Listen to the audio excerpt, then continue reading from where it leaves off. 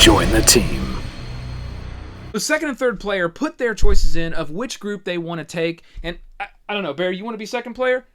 Boom! I don't think so. Hey, this is the McGuire Review, and we are taking a look today at Zooscape, which is the last of the 4 games that we are looking at from TMG here.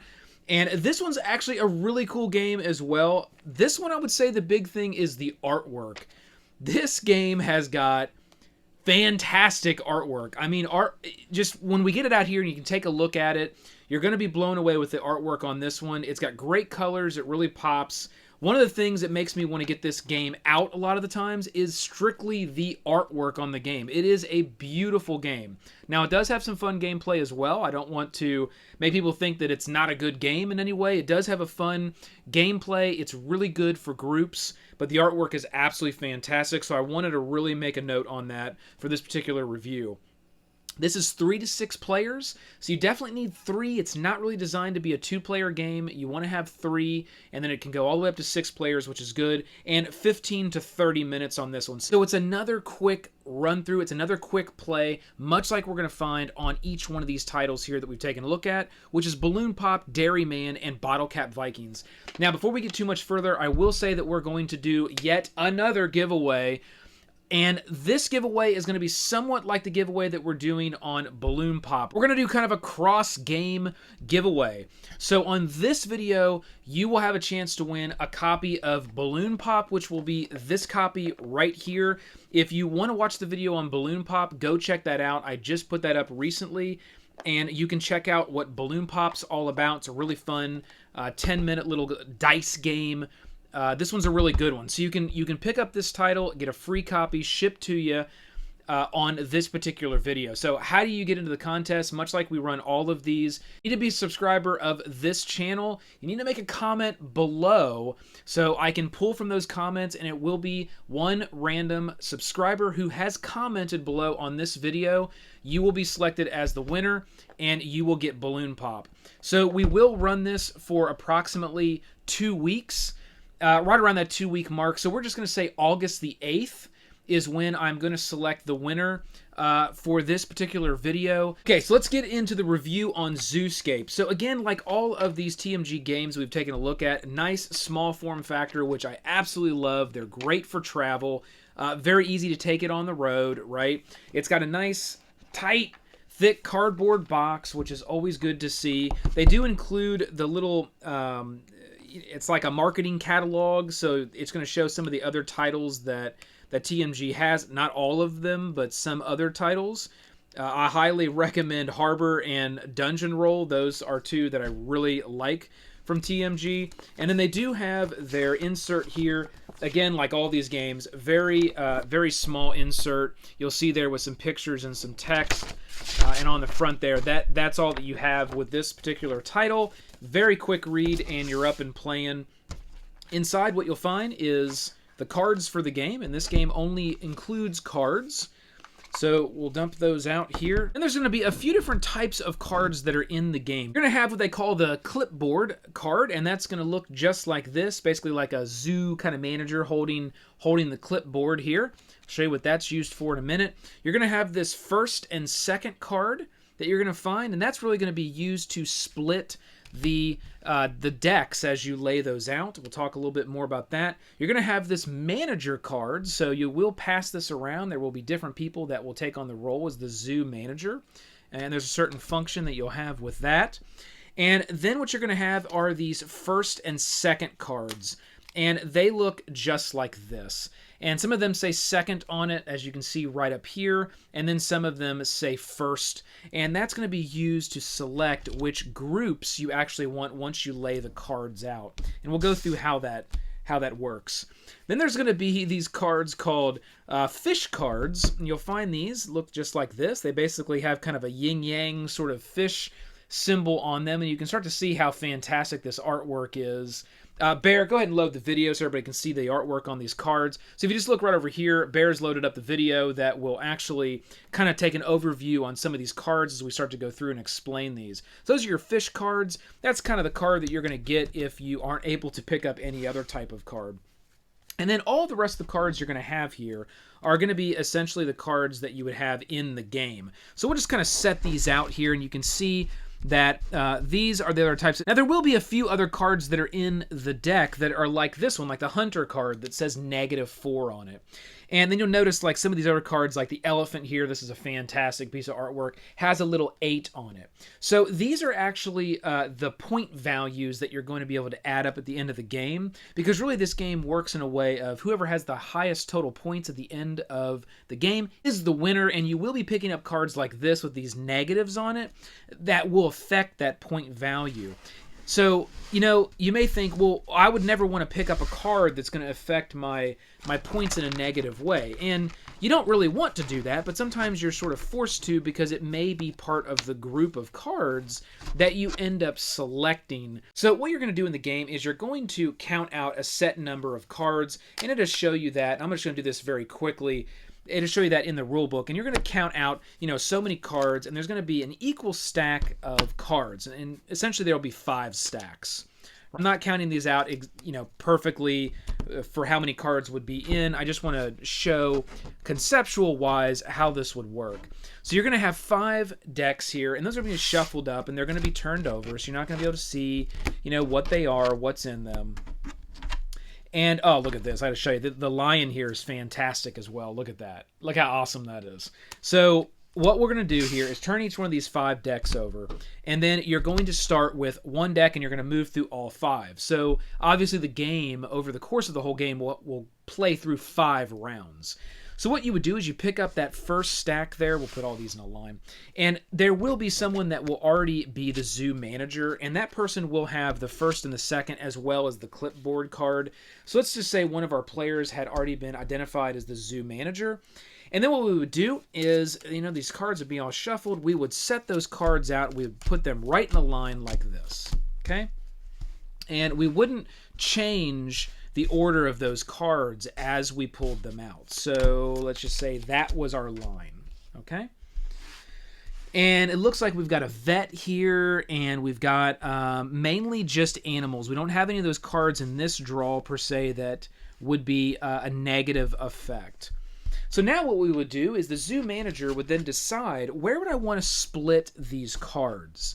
And they can split those cards in any way that they would want to. There does have to be at least one card on the outside of the split, but they can split those anywhere they want. So let's just say we split these right here. So the zoo manager decided to put that right there. And what this now indicates to the players is that these are now part of the first group of animals, and these are now part of the second group of animals. And you can see that right here on this card where it says first and second. So I'd set that right there. And then the next thing that the zoo manager would do is take the clipboard card, and they would place the clipboard card in one of these 2 groups. And they can place those in either one. And it's not of extreme importance right away, because what will happen is as players choose groups of these animals, if there's ever a group that isn't chosen, all the animals within that group would be placed under the clipboard, and then that would move into the next round. So let's just say that I'm going to go ahead and place the clipboard right here, okay? And again, that doesn't have any impact. The manager can choose where they would want to play that right off the bat. Now, when we look at the players, each one of the players is going to have, as we talked about before, one of these second and one of these first. And now what's going to happen is each player is going to secretly choose which one of these groups they want to go after. Now, if you decide to choose one of these groups, and let's say it's this group here, and you're the only player that's chosen that group, you would automatically get all of those cards, and you would kind of be out for the round from the perspective of getting new cards. But the benefit there is, again, at the end, you want to have the highest point value. You would automatically get all the points in all these cards. They would be yours. If you were part of a group where there was multiple people that chose, you then would have a new zoo manager, and you would go through another round of splitting and choosing cards. So that's kind of the premise of this game, is it will continue to get smaller and smaller and smaller, and you will continue to split these cards and go round after round, and then choosing which set you want until you get down to, having a player that would not get any cards for one reason or the other. So if you ever end a round with not getting cards, that's where our fish cards are going to come in, and you're essentially just going to be given a fish card at the very end, which is worth 5 points. And so that's good. So how it's going to work is each player is going to take their cards and they're going to kind of put them down and they're going to select which group they want. And then they're going to all simultaneously reveal which group they selected. So let's say that we had 3 players, and let's say the 3 players made this decision. The first player said, you know what, I want first group, and the second player and third player said, I want the second group. So the first player would just go ahead and grab all 3 of these cards, and those cards would be the first players, and that would kind of be it for the first player as far as acquiring cards. Now, there are 2 players that want the cards that are within this group. So let me talk a little bit about some of these cards, because some of them are a little bit different. Some cards just have a simple number here on them, and then they do have a very small little symbol under that number that it will show either 1 card or 2 cards or 3 cards. And essentially what that means is it's only worth 7 points if you have 1 of them in all of your cards, or if you have 2 of them. It will clearly call that out on the card. Like if we look at the snakes here, it's 4. But its little symbol under there has 2 of those little cards. So essentially what that's saying is they're worth 4 points apiece if you have 2 of them inside of all of your cards. And that's called the cage limit. So that's one thing that becomes very important as you look at these cards and you try to gain cards that are in groups. If you already have 2 snakes that are in your pile, you may not want to acquire any more snakes because then you're not going to get the points for them. So you're going to want to go for other groups. So that's what becomes very interesting, as you play the game. And even if you go for a group that has the snakes, you're hoping that someone else does as well, so that group gets split again and then you don't get the snakes. So that's kind of the strategy in which group you go for. Now, I will call out there are some cards in the game, like our chameleon card here that has question mark and question mark. So this is a card that once you acquire it, you immediately gain a copy of the animal that you have most of, which, that may be a good thing or a bad thing. If you only have 1 of each type of animal, not a bad thing, because now you may have the option of getting another copy of one that has a cage limit of 2. And that's going to give you that max point value. Where if you have most of wolves and the wolves have a cage value of 3 and you already have 3, well, guess what? Now you have 4 and that's just sort of busted your cage limit. So these chameleons could be good and bad. So you got to kind of watch that. Then you have cards like the vet, where if you acquire the vet, you have to immediately discard 2 of your cards. So that's another thing that might not be too good for you, or you know what? Maybe it will. So now we're down to these players, player 2 and player 3, being tied on both wanting this area. So the clipboard was not in an area that nobody chose. So the clipboard is going to stay right there. It's not going to gather up all of those animals. So now the Zoo Manager card will be passed to the next player, and the next player will then take the first and the second, and then will split this. And let's just say that they split it. You know what? This would be an interesting split right here. They put it right there. And I'm going to go ahead and leave the Zoo clipboard card right there as well. So now what's going to happen is those 2 players would put their cards under, and let's see, let's go ahead and do, you know what, let's just do the same example there. Let's go ahead and say each player revealed that they wanted the second half. Okay, here we go once again. So we're all tied on this one. Nobody wants this, but there's no player there to claim those cards. So what happens is these cards here go under the clipboard. All right? And now they're under the clipboard. And now what would happen is the card manager card would be passed to the next player, being that third player, and they would take the clipboard with all those cards and the manager, and now we would have to split yet again. So let's say on this one, the player decides to just do a straight up even split, and they decide to take that clipboard with the rest of all of the cards and put that right over here. Okay, so now we're going to do our round again with our 2 players that are still in, and let's say this time player 2 chooses the first and player 3 chooses the second. Well, player 3 can just take these cards because there is no contention. They will get the vet and the snakes. So they will immediately have to discard 2 of their cards. And let's say they had, a stack of cards. They would go ahead and discard their cards, and that would be the end there. Second player chose the first group, so they will get the giraffe for 7 points and the snake for 4.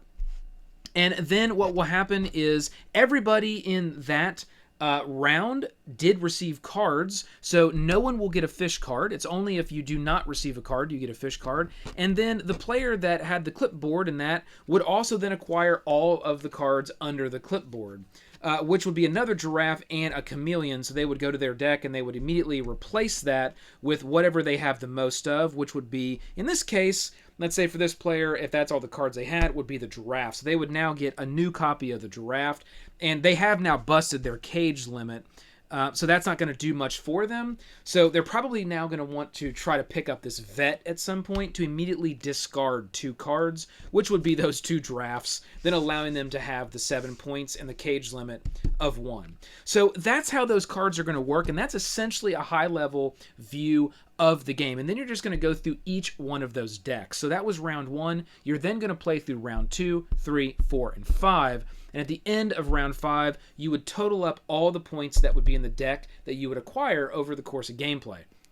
So that is Zooscape. It is that simple. It is that easy. Again, I will say the artwork is absolutely fantastic. I do just love the artwork on these cards. I can't get over how cool this is. The artist that did the artwork on this, hats off to you. This is just amazing artwork. And I do find this to be a fun title. And I think where the fun really comes in, because, you may see a game like this and think, well, I don't know. I mean, does it really have the replayability? And I think that it does. And where I have found the replayability aspect of this game is in the fun and the quite frankly, the strategy of utilizing the chameleon cards and the vet cards. That to me is really where it gets into the strategy of this game, is ensuring that, it may be very optimal for you to try to go for that chameleon card to get a copy of a card, especially if you only have 1 copy of something and you can have up to a cage limit of 2 or 3. And that's something the most of what you have. So in that situation, it might make sense to get that chameleon card, and others may shy away from that because it may be something where they already have 2 of everything, or they don't want another copy of the max of what they have, and they may shy away from that, and you might be, as a player, able to pick up a whole row of cards because the chameleon is on that side. So I like that mechanic that the chameleon plays in the game. I also really like the fact of having that vet card, because that, you can early in the game maybe pick up a few copies of something, and someone may think, oh, you're not optimizing your cage limit, to then later go for that vet card and be able to get rid of some cards and then drop down and allow yourself to get those points for the win. So, those 2 mechanics I think play very well into the game, and I really like the strategy of that. And I like how you have to, play your cards right on which groups you want to be able to acquire those 2 particular cards. It's not about just always going for the matches or the cage limit or the point values. Sometimes it's strategically playing which group you want based on those chameleon and vet cards. I also like the fun of having the first and the second group being sort of a surprise. And each time it's like, okay, reveal. And then it's like, oh, what everybody go with? Especially when you have larger groups like 5 and 6 people playing this game. Generally, you're going to have, when you have larger groups, you're generally always going to be in contention with someone of one of the 2 groups. But it's always fun when you have larger groups like that, when there's just one person who has said, literally the only person that's gone for that group. And it's like this big win where it's like, oh, really? And then you get all of the cards within one group. So, that can be a really fun aspect as well. It's definitely a very light, I would say, party game that I would recommend playing with larger groups because it's very, very simple. It's very light, and people seem to have a lot of fun with it in larger settings. Remember the giveaway that we're doing on this video for Balloon Pop. So if you want to get in on a free copy of Balloon Pop, make sure to comment below on this video. You can make your comment revolved around this game. You can make it revolved around the Balloon Pop game. You can just give me feedback on this video if you want to. Just most important, hit that subscribe button and comment below. So hit that like, click the subscribe below to join the team, ring the bell. This has been the McGuire Review, and we'll see you next time. Get them animals!